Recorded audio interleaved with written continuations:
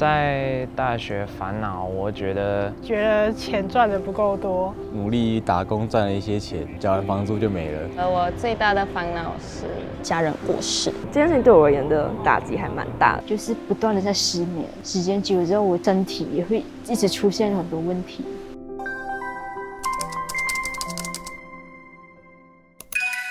最大的烦恼就离家太远吧。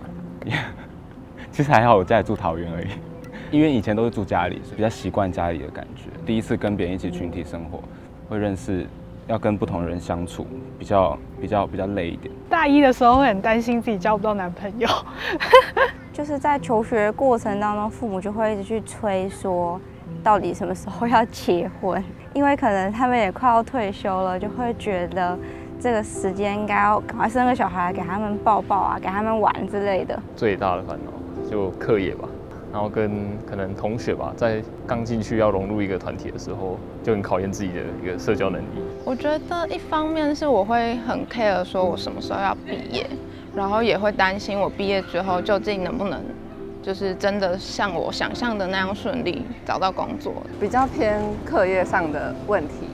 可能毕不了业，或者是怎么样可以让自己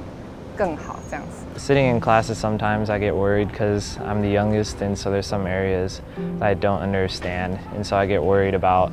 the professor when he sometimes asks us to answer questions in class that I may not know. 我是在台湾长大的，所以我是台中人。可是我现在在上中文课，因为我字不太会看，所以讲话 OK， 只是字还在学，所以有时候就是有一点 nervous， 因为I feel like an outsider， 因为我是外国人。可是 OK 啊，只是有 I got friends now, so it's good. Yeah. 第一次要从家里搬出来，要赚房租、赚水电费，常常就是努力打工赚了一些钱，好不容易存下来一点钱，然后交完房租就没了，然后那种感觉就很失落。我觉得我最大的烦恼是没有钱。常常有很多想要买的东西，自己想要的，然后也有就是想要买东西给朋友那些，但是因为课业太忙，所以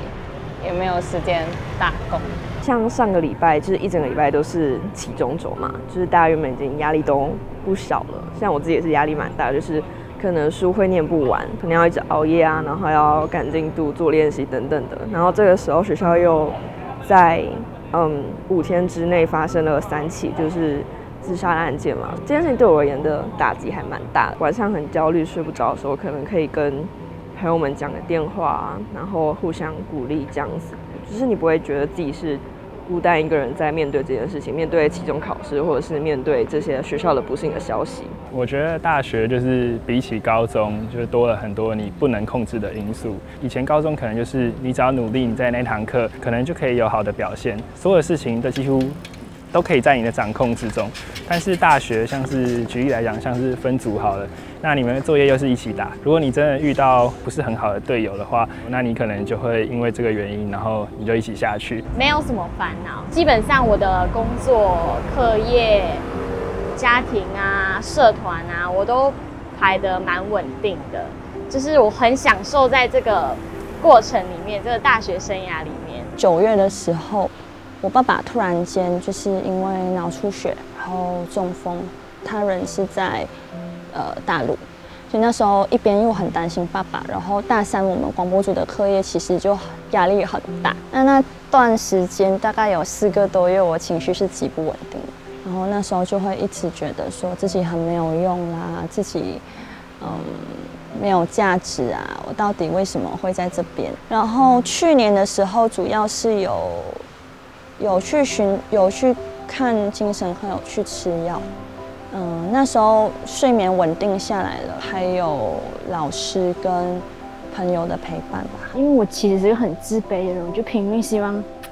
能做些什么证明给家人看。可是每次我越想证明，反而我就觉得我越做不好，因为他们的期望我会很长，自己给自己很大的压力。然后在学业的方面，我就觉得自己很多东西都不够好，永远比不上别人，特别是在班上，感觉很多人都很厉害，不管我怎么学都永远追不上他们。因为这样，我觉得在跟他们相处的时候